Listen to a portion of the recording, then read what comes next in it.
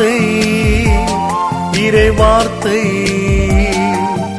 என்றும் என்னை காக்கும் இறை வார்த்தை. நல்ல நிலத்தில் விழுந்த விதையாகும்.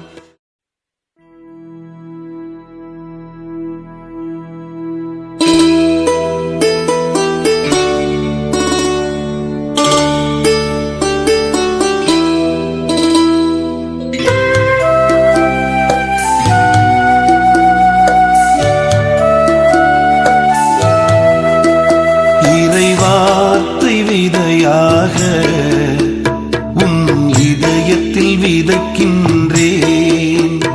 இறைவார்த்தை விதையாக உன் இதயத்தில் விதைக்கின்றேன்.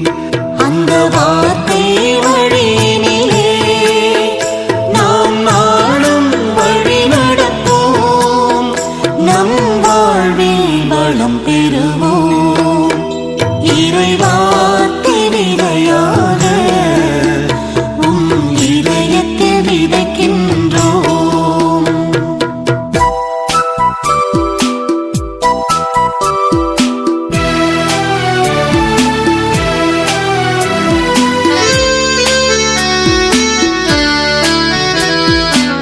கேட்டு கேளாமலும் பார்த்தும் பாராமலும் கேட்டும் கேளாமலும்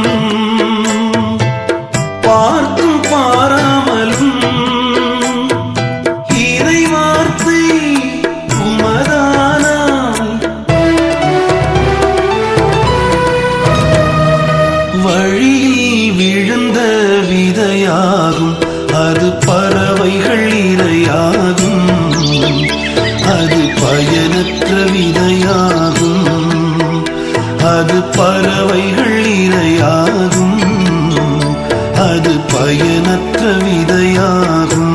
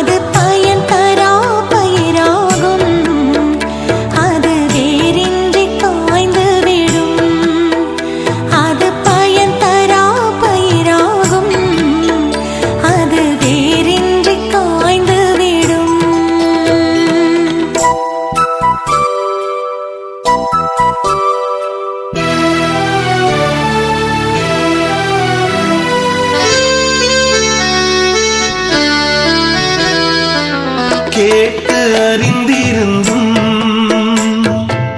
வாழ்வில் வீழ்ந்து விட்டால், கேட்டு அறிந்திருந்தும் வாழ்வில் வீழ்ந்து விட்டால், இறை வார்த்தை உமதானால்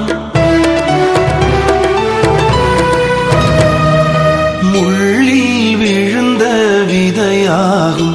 அதை முட்கள் நெருக்கிவிடும், அது பயனின்றி போய்விடும். அதை முட்கள் நெருக்கிவிடும், அது பயனின்றி போய்விடும்.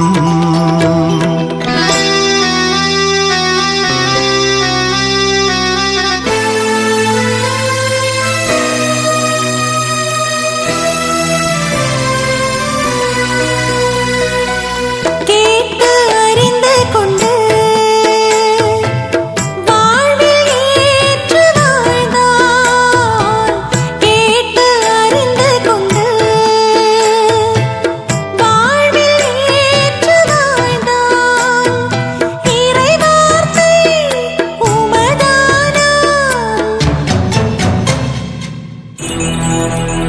நல்ல நிலத்தில் விழுந்த விதையாகும்.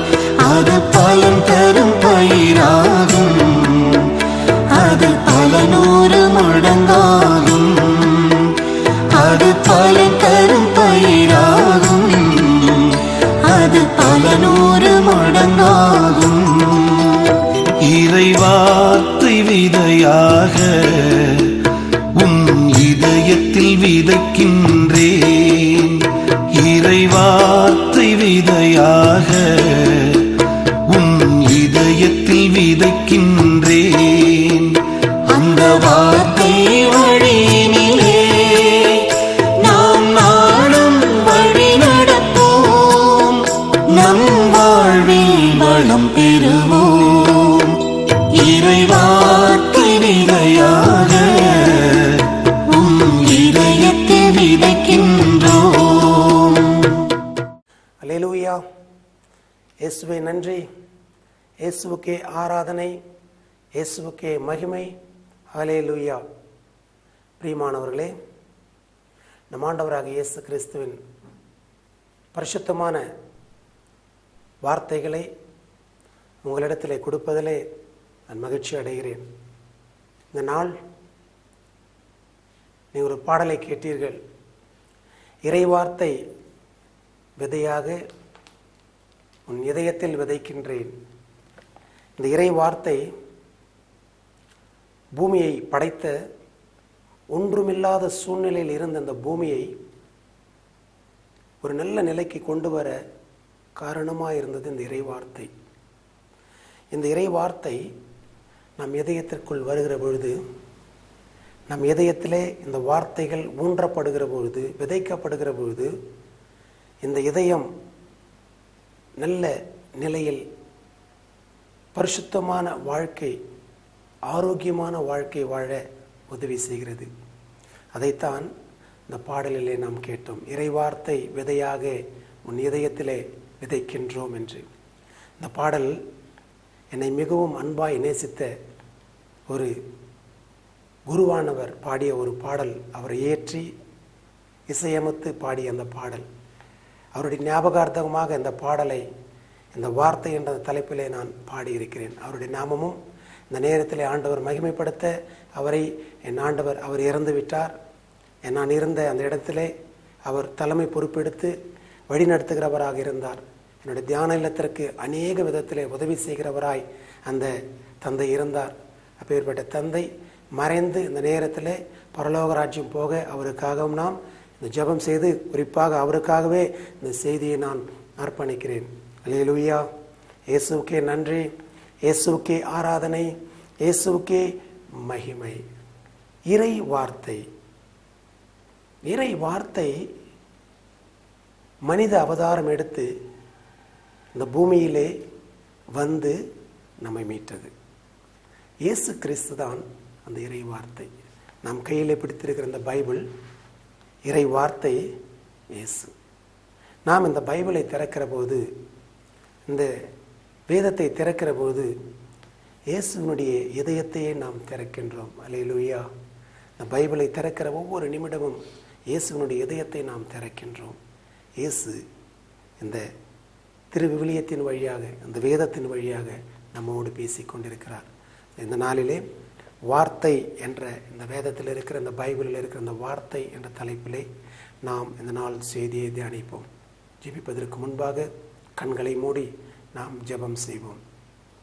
இரக்கத்தின் ஊற்றான என் அன்பு ஆண்டவரே, இந்த இறை வார்த்தைகள் விதையாக விதைக்கப்படுகிற அந்த சூழ்நிலையிலே அப்பா, இதை கேட்டுக்கொண்டிருக்கிற ஒவ்வொரு இதயத்திற்குள்ளும், ஒவ்வொரு ஆன்மா, ஆத்மா, சரீரத்திற்குள்ளும் இந்த வார்த்தைகள் கடந்து சென்று அவர்களுக்கு ஆசீர்வாதத்தை கொடுக்க என் ஆண்டவர் நீர் உதவி செய்யும்படியாக இந்த நாளிலே இந்த வார்த்தைகளை கேட்டுக்கொண்டிருக்கிற ஒவ்வொரு பிள்ளைகளையும் என் ஆண்டவர் நீர் ஆசீர்வதிக்கும்படியாக செபிக்கிறேன். அப்பா, உடைய பரிசுத்த கரம் இதை கேட்டுக்கொண்டிருக்கிற ஒவ்வொரு மேலும் அமரும்படியாக இயேசுவின் விலையேற பெற்ற நாமத்தில் நான் ஜெபிக்கிறேன். ஜெயத்தை எடுத்துக்கொள்ளு கேட்கிறேன் என் அன்பு பிதாவே. ஆமேன், ஆமேன். இறை வார்த்தை. யோவான் 15வது அதிகாரம் 7வது வசனம் இவ்வாறாக சொல்கிறது: நீங்கள் என்னிலும் என் வார்த்தைகள் உங்களுள்ளும் நிலைத்திருந்தால் நீங்கள் விரும்பி கேட்பதெல்லாம் நடக்கும். நீங்கள் என்னுள்ளும், என் வார்த்தைகள் உங்களுக்குள்ளும். இந்த 2014ஆம் ஆண்டு ஆரம்பத்திலேயே நான் தியானத்திற்கு எடுத்துக்கொண்ட ஒரு பகுதி இந்த வார்த்தை. இந்த யோவான் 15:7 தான் இந்த வருடம் முழுவதும் இந்த இறைவார்த்தை தியான இல்லத்தினுடைய அடிப்படை வார்த்தையாக இந்த வருடம் முழுவதும் பிரசங்கிக்கப்படுகிற ஒரு வார்த்தையை, இந்த நாள் பார்த்து கொண்டிருக்கிற அந்த செய்தியை நீங்கள் இந்த வருடம் முழுவதும் கேட்டுக்கொண்டிருக்கிற ஒரு செய்தியாக உங்கள் இல்லத்திற்கு, உங்களுடைய இதயத்திற்கு கடந்து வருகிறது. நீங்கள் என்னிலும், என் வார்த்தைகள் உங்களுக்குள்ளும். ஆம் பிரியமானவர்களே, நாம் ஆண்டவருக்குள் இருந்தால் ஆண்டவருடைய வார்த்தைகள் நமக்குள் இருக்க வேண்டும். அப்போ நாம் இயேசுவுக்குள் இருப்போம் என்றால் இயேசுவுடைய வார்த்தைகளை நாம் படிக்க வேண்டும். அதே சொல்கிறான். இந்த பாடலிலே கூட நாம் பார்த்தோம், விதைப்பவர் இறை வார்த்தையை விதைக்கிறார். மார்க் 4வது அதிகாரம் 14வது வசனம் சொல்கிறது, விதைப்பவர் இறை வார்த்தையை விதைக்கிறார். விதைப்பவர் இறை வார்த்தையை விதைக்கிறார். பாருங்கள் பிரியமானவர்களே, நாம் ஒவ்வொரு முறையும் ஒவ்வொரு நாளும் நாம் இந்த வார்த்தைகளை படிக்கிற போது, இந்த வார்த்தைகளை படித்து இந்த வார்த்தைகளின்படி தியானிக்கிற போது கடவுள் நம்மை ஆசீர்வதிக்கிறவராக இருக்கிறார். அல்லேலூயா. ஒரு குறிப்பிட்ட நாட்களுக்கு முன்பாக நான் ஒரு தியானத்திற்கென்று கடந்து சென்றிருந்தேன். அப்பொழுது இந்த தியானத்திலே மணி என்ற அந்த சகோதரை நான் சந்தித்தேன். அந்த சகோதரன் ஒரு சாட்சி எனக்கு கொடுத்தார். அவர் ஒரு நகைக்கடை அதிபரனுடைய மகன், ஒரே மகன். அவர் வீட்டிலே செல்ல பிள்ளையாக வளர்ந்து வந்தார். பாருங்கள், அவருடைய தந்தைக்கு ஒரு சகோதரி. அந்த சகோதரி, அண்ணனுக்கு ஒரே மகன் இருக்கிறானே, அந்த ஒரே மகனை இருப்பதனால் நமக்கு அந்த சொத்துல கொஞ்சம் பிரச்சனைகள் இருக்கும் என்று சொல்லி அந்த மகனை எப்படியாவது சாகடிக்க வேண்டும் என்று ஒரு திட்டம் தீட்டினாள். அல்லேலூயா. அந்த மகனை எப்படியாவது சாகடிக்க வேண்டும் என்று. அப்போ அந்த மணி என்ற அந்த சகோதரன் அந்த நகைக்கடையிலே காலையிலே 9 மணிக்கு போய் நகைக்கடையை திறப்பது, நகை ஷோரூம் ஒன்று வைத்திருந்தார்கள், திறப்பது. அவர் தந்தையும் வருவார். நிறைய கோடிக்கணக்கான பணம் இருக்கிறது அவர்களுக்கு. அப்போ இந்த சூழலிலே திடீரென்று ஒரு நாள் இந்த மணி என்ற அந்த சகோதரன் உடல்நிலை சரியில்லாமல் விழுந்து விட்டான். காரணம் என்ன என்று அவருக்கு புரியவில்லை. பிரியமானவர்களே, அவருடைய அப்பா சென்னை மருத்துவமனை, பெரிய பெரிய மருத்துவமனைக்கு அழைத்து சென்றார். எல்லா இடத்திலும் சொல்கிறார்கள் அவருக்கு நார்மல், ஒன்றுமே இல்லை என்று. அவர் தன்னுடைய பணம் எவ்வளவு செலவு செய்ய வேண்டுமோ அவ்வளவு செலவு செய்வதற்கு அவர் தயாராக இருக்கிறார். ஆனாலும் அவருக்கு என்ன நோய் என்று கண்டுபிடிக்க முடியவில்லை. கடைசியாக ஒரு நாள் இந்த மனநல மருத்துவரிடத்தில் கொண்டு போய் இவருக்கு ஏதாவது மனநலம் பாதிக்கம் ஏற்பட்டிருக்கிறதா என்று பார்க்கிற பொழுது, அப்பொழுது அவர்கள் சொல்கிறார்கள், மனநல பாதிப்பு ஏற்பட ஒரு அறிகுறிகள் இவனுக்கு தெரிகிறது, அதற்கேற்ற மருந்துகளை கொடுப்போம் என்று சொல்லி அந்த மருந்தை கொடுத்து அனுப்பிவிடுகிறார்கள். இவர் வேலூர் அருகாமையிலே ஒரு இடத்துல இருக்கிறார். அப்போது அந்த மாத்திரைகளை பெற்றுக்கொண்டு அவர்கள் வீட்டுக்கு வருகிறார்கள். வீட்டிலே அவங்க அப்பாவிடத்தில் கேட்கிறார், நான் மனநலம் பாதிக்கப்பட்டவன் என்று என்னை அனாவசியமாக மருத்துவர் இடத்திலே கொண்டு போனீர்களே, நான் மனநலம் பாதிக்கப்பட்டவன் அல்ல, நான் மனநலம் பாதிக்கப்பட்டவன் அல்ல, நன்றாக இருக்கிறேன். ஆனால் என்னுடைய இதயத்தில், என்னுடைய சரீரத்தில் ஏதோ ஒன்று குறையாக இருக்கிறது. பாருங்கள், அவன் சொல்கிறான், 15-20 நாட்களுக்குள் அவனுடைய சரீரத்தில் இருக்கிற எல்லா இரத்தமும் உறிஞ்சப்படுகிறது. எல்லா இரத்தமும், அதாவது ஏதோ ஒரு சக்தி வந்து அந்த இரத்தத்தை எடுத்து போகிற மாதிரி அவருக்கு ஒரு உணர்வு இருக்கிறதாக அவர் சொல்கிறார். அப்போ ஒரு இடத்துல நான் கேட்டேன், எப்படி இருந்தது என்று சொன்னபோது, சாப்பிட்ட அரை மணி நேரத்துக்குள்ள மீண்டும் பசி எடுக்குமா, சாப்பிட்ட அரை மணி நேரத்துக்குள்ள மீண்டும் சாப்பிட வேண்டும், மீண்டும் மீண்டும் சாப்பிட்டாலும் ஆனால் வயிற்றில் ஒன்றுமே இருக்காதாம், இரத்தமும் இருக்காதாம், ஆள் மெலிந்து கொண்டே போவதாக அவர் தன் சாட்சியை என்னிடத்திலே பகிர்ந்து கொண்டார். பிரியமானவர்களே, பாருங்கள் எந்த அளவிற்கு வாழ்க்கை ஒரு மோசமான வாழ்க்கை இந்த உலகத்திலே நாம் வாழ்ந்து கொண்டிருக்கிறோம். அதை தொடர்ந்து நாம் பார்த்தோம் என்றால் அந்த வாழ்க்கையிலே ஒரு உண்மை அவருக்கு தெரிய வருகிறது. சரி, நாம் ஜோஷியரிடத்தில் போய் ஜோஷியம் கேட்கலாம் என்று ஜோஷியரிடத்தில் போயிருக்கிறார்கள். ஏதாவது இவருக்கு தோஷம் இருக்கிறதா என்று. அவர்கள் சொன்னார்கள், இந்த தோஷம் அந்த தோஷம் என்று சொல்லி பணம் செலவானதை வழியே ஒரு விதத்திலும் சுகமாகவில்லை. அல்லேலூயா. ஒரு விதத்திலும் அவருக்கு சுகமாகவில்லை. அதை தொடர்ந்து அவர் என்ன செய்தார் என்றால், சரி, நாம் ஜோஷியர்களை பார்த்து இனி ஜோஷியர்கள் கைவிட்டு விட்டார்கள், நாம் ஒன்று செய்வோம், நான் இனி இவன் மந்திரவாதிகளிடத்திலே போவோம் என்று சொல்லி விராலிமலை என்ற இடத்திலே மந்திரவாதிகளிடத்திலே போனார்கள். கொல்லிமலை என்ற இடத்துல மந்திரவாதிகளிடத்திலே போனார்கள். அங்கே போன பொழுது ஏதோ சேவலை அறுத்து இரத்தத்தை கொடுத்தார்கள், ஆட்டை அறுத்து இரத்தத்தை கொடுத்தார்கள். ஒரு நாள் நன்றாக இருக்கும், மீண்டும் பழையபடியே வந்துவிடும். அப்போது அந்த மந்திரவாதத்தில் கேட்டிருக்கிறார்கள், ஏன் ஐயா நல்லா ஆயிடுன்னு சொல்லிட்டு எங்கிட்ட லட்சக்கணக்கில் பணம் வாங்கிட்டீங்க, இதுவரையிலும் நல்லா ஆகலையே என்று அவர்கள் கேட்டபோது, இதற்கு மேல் என்றால் ஒன்றும் செய்ய முடியாது என்று சொல்லி கேரளாவில் ஏதோ ஒரு மந்திரவாதி இருக்கிறார், அந்த மந்திரவாதத்தில் போங்கள் என்று சொல்லி அனுப்பப்பட்டார்கள். பாருங்க, எல்லாம் கைவிடப்பட்ட ஒரு சூழ்நிலை, எல்லாம் கைவிடப்பட்ட ஒரு சூழ்நிலை. பாருங்கள், எவ்வளவு கஷ்டமான ஒரு வாழ்க்கையை அவர் வாழ்ந்து கொண்டிருக்கிறார்.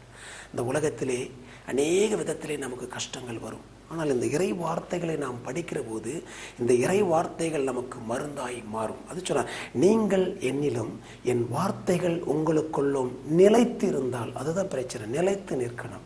நாம் இயேசுக்குள்ளே இருக்கணும், இயேசு நமக்குள்ளே வரணும். இயேசு நமக்குள்ளே வரணும்னா நாம் இறை வார்த்தையை படிக்கணும்.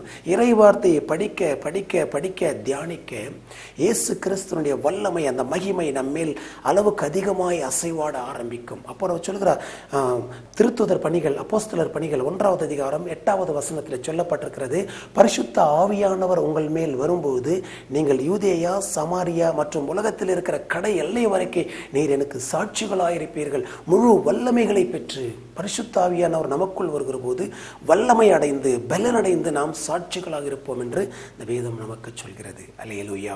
அப்போ இந்த வல்லமை, இந்த பலன் நமக்குள் வர வேண்டும் என்றால் இறை வார்த்தைகளை நாம் படிக்க வேண்டும். பரிசுத்த ஆவியார் சும்மா வரமாட்டார். பரிசுத்த ஆவியார் நமக்குள் வேண்டும் என்றால் நாம் இறை வார்த்தைகளை படிக்க படிக்க தியானிக்க தியானிக்க கடவுளுடைய ஆவியானவர் நமக்குள் செயல்பட ஆரம்பிப்பார். அல்லேலூயா. அப்போ இந்த மகன் பாருங்க, கேரள மந்திரவாதத்தில் போகணும் என்று கேரள மந்திரவாதத்தில் போவதற்கு முன்பாக கடைசியாக சொன்னாங்க, எல்லா கோவிலும் ஏறியாச்சு, எல்லா மருத்துவர்களும் பாராச்சு, ஜோசியர்களையும் பார்த்தாச்சு, ஒன்றுமே சுகமாகலையே, என்ன செய்வது என்று அவர்கள் பெருமூச்சு விட்டு கொண்டு அழுது புலம்பிக் கொண்டு கண்ணீரோடும் துயரத்தோடும் வாழ்ந்து கொண்டிருக்கிற அந்த வாழ்க்கையின் மத்தியிலே குலதெய்வம் கோவிலுக்கு போகலாம் என்று அவங்க அப்பாவும் அவங்க அம்மாவும் கூட்டிக்கிட்டு நேராக அவங்க சொந்த கிராமத்தில் ஏதோ அவங்களுடைய குலதெய்வம் அவர்கள் வழக்கமாக பாரம்பரியமாக வழிபடுகிற ஒரு தெய்வத்தினுடைய கோவிலுக்குள் அவரை கொண்டு போனார்களாம். கொண்டு போனதுக்கு அப்புறம் அங்கே ஒரு வித்தியாசமான ஒரு அனுபவத்தை அவர் பெற்றுக்கொண்டதாக அந்த சாட்சியில் அவர் சொல்கிறார். எப்படி என்றால், அவரை கீழே படுக்க வைத்தார்களாம். படுக்க வைத்து வெறும் சட்டை இல்லாமல் வெறும் வேஷ்டி மட்டும் கட்ட விட்டு அவர் கீழே மண் தரையிலே படுக்க வைத்தார்களாம். அவர் மேலே அந்த கிராமத்தில் இருக்கிற அந்த கோவிலுக்கு யாரெல்லாம் வந்தாங்களோ அந்த திருவிழாவில் எல்லாரும் அவர் மேலே ஏறி ஏறி தாண்டி தாண்டி நடந்து போவாங்களாம். நான் அவரிடத்துல கேட்டேன், எத்தனை பேர் அப்படி தாண்டினாங்கன்னு கேட்டேன். அவர் சொன்னார், 1000க்கு கிட்ட என் மேலே தாண்டி இருப்பார்கள் என்று. அல்லேலூயா. ஒரு மனிதனை கீழே படிக்க வைத்து 1000க்கும் மேற்பட்டவர்கள் அவரை தாண்டி போய் ஆண்டவர் சொல்கிறார், அப்பொழுதும் எனக்கு சுகமாகவில்லை என்று. அல்லேலூயா. பாருங்கள், மக்கள் மத்தியில் எவ்வளவு ஒரு மூட நம்பிக்கை வந்திருக்கிறது. ஒரு உடல்நிலை சரியில்லை என்றால் இந்த உடல்நிலை எதற்காக சரியில்லை, ஒரு பிரச்சனை என்றால் இந்த பிரச்சனை எதற்காக வருகிறது என்று அது நாம் ஆராய்ந்து பார்ப்பதை விட்டுவிட்டு கண்ட ஜோஷியர்களையும் மந்திரவாதிகளையும் மருத்துவர்கள், அனாவசியமாக மருத்துவர்களை தேடி போக வேண்டாம். மருத்துவர்களையும் தேடி